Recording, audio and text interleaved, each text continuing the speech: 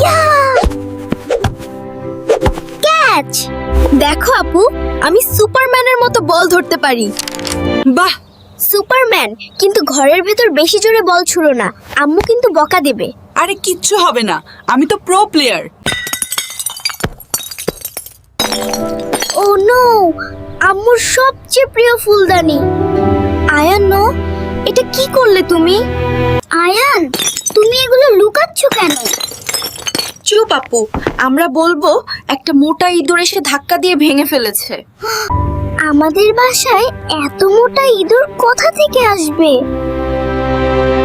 মিথ্যা বলা কিন্তু ঠিক না। আরে, আমার নীল ফুলদানিটা কোথায় গেল? আমি তো এখানে ফুল রাখবো ভেবেছিলাম। আমি জানি না আম্মু, আমি তো উল্টো বই পড়ছি, মানে বই পড়ছি। উল্টো বই? কি হয়েছে আয়ান, তোমার মুখটা শুকিয়ে আছে কেন? কিছু না আম্মু, আমার পেট ব্যথা করছে, আমি বাথরুমে যাই। ভয় পাচ্ছো ভাইয়া? আম্মু খুব কষ্ট পাবে আপু, আমি খুব খারাপ ছেলে। তুমি খারাপ ছেলে নও, ভুল সবারই হয়, কিন্তু ভুল লুকিয়ে রাখলে বা মিথ্যা বললে আল্লাহ অসন্তুষ্ট হন। কিন্তু সত্যি বললে যদি আম্মু বকে। চলো আমরা একসাথে বলি, ইয়া আল্লাহ, আমাকে সত্যি বলার সাহস দিন। ইয়া আল্লাহ, আমাকে সাহস দাও, আমি আর কখনো ঘরে বল খেলবো না। গুড বয়, চলো আমি তোমার সাথে যাচ্ছি। আম্মু, কি হলো বাবা? পেট ব্যথা কমেছে?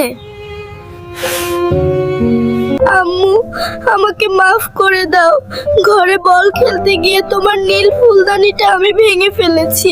কাঁদে না বাবা, তুমি যে সত্যি কথা বলার সাহস দেখিয়েছো, এতে আমি খুব খুশি হয়েছি। মিথ্যা বললে বিশ্বাস ভেঙে যায়। তুমি সত্যি বলেছো বলে আমি গর্বিত, আল্লাহ তোমার উপর খুশি হয়েছেন। তুমি রাগ করনি? এই তো আমাদের ফুলদানি আবার রেডি, যদ্যপি এখন একটু মডার্ন আর্ট মনে হচ্ছে। এটা এখন স্পেশাল ফুলদানি। আর এর নাম হলো সত্যি বলার ফুলদানি। বন্ধুরা, ভুল তো আমাদের সবারই হয়, তাই না? কিন্তু ভুলের জন্য মিথ্যা বলা একদম ঠিক নয়। সত্যি কথা বললে সাময়িক ভয় লাগলেও শেষে সবাই খুশি হয়, আর আল্লাহও অনেক ভালোবাসেন। আজকের মতো টাটা।